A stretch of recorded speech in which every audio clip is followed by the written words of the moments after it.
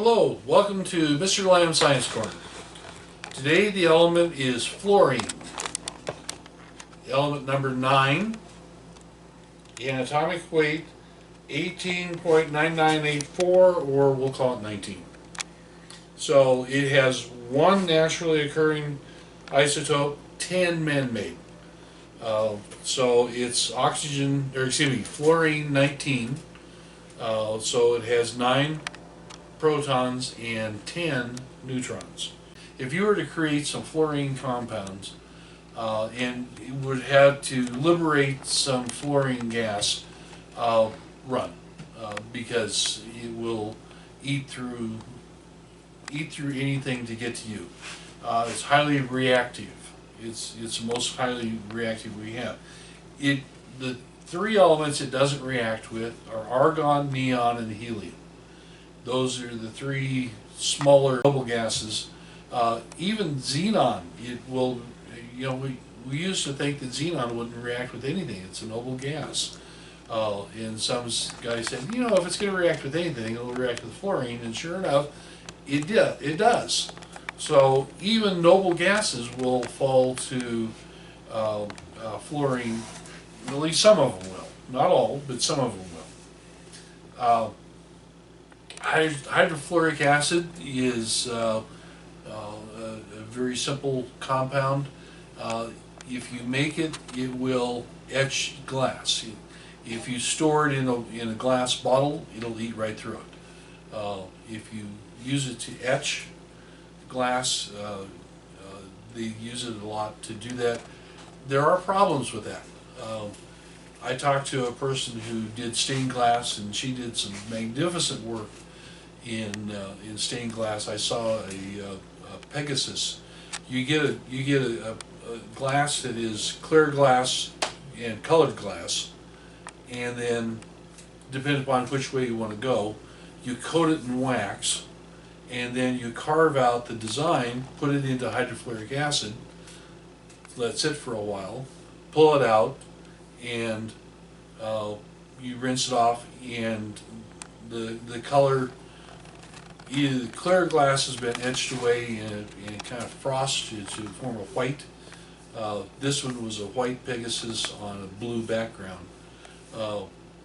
Depends on how you want to do it, but that's the way she did it. But the thing is that she told me is that she said that gloves working with glass get cuts, and so if you put your hand down in the acid to get the stained glass, if you don't take the gloves off right away, you have problems. So she just got in the habit of just going after it barehanded, because it's not, it's reactive, but hydrofluoric acid is a weak acid, and you could do that apparently. I mean, that's what she said.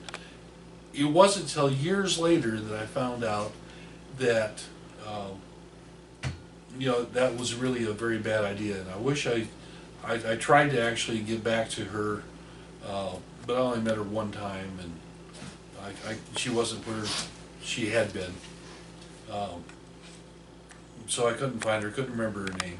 But it turns out that the fluoride ion, if you have a cut, will go into the body and travel around for months to years, and then settle down usually at a joint, and wrap itself around a nerve and send out unending pain signals for the rest of your life. And there's 2 ways of getting rid of it. One is amputation always works.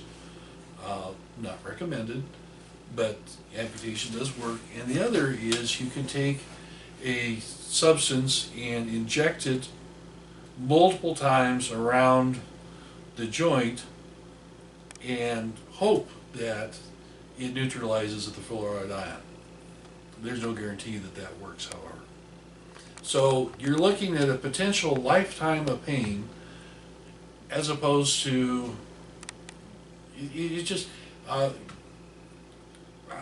when I taught chemistry, I of course had a catalog, and I bought most of my stuff from this one company that was very good on safety, and before they took it out of their catalog completely, you can't buy it from them anymore. At least you couldn't the last time I looked. Uh, they said what the problem was, and that they recommended highly that if you never let a high school student or younger ever come in contact with hydrofluoric acid because of the potentiality of getting lifetime pain. They basically said, we'll sell it to you, but don't buy it. And that's not a usual thing for a catalog to say. But I'll give them credit where credit is due. It's Flynn Scientific, and with that, they basically bought my undying loyalty because they wanted to make sure you knew all the dangers, and they do a very good job of that. So unpaid ad for Flynn Scientific. So anyway, fluorine gas will break down water. It will actually cause water to catch fire because it breaks it down into hydrogen and oxygen, and then it can recombine, and it does that by burning.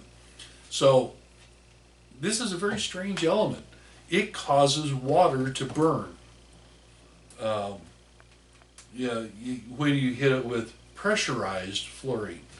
A man named Ampere is the one who discovered it in 1810, but it wasn't until 1886 that a man named Moissan,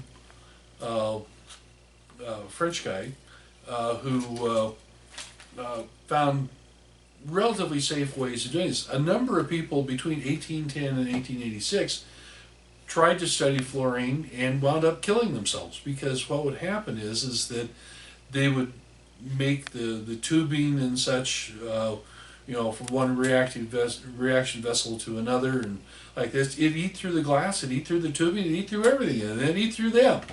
And 5 or 6 people died trying to study fluorine. Moissan, he found a way to do this. He made the tubing and the reaction vessels out of substances that already had fluorine in them.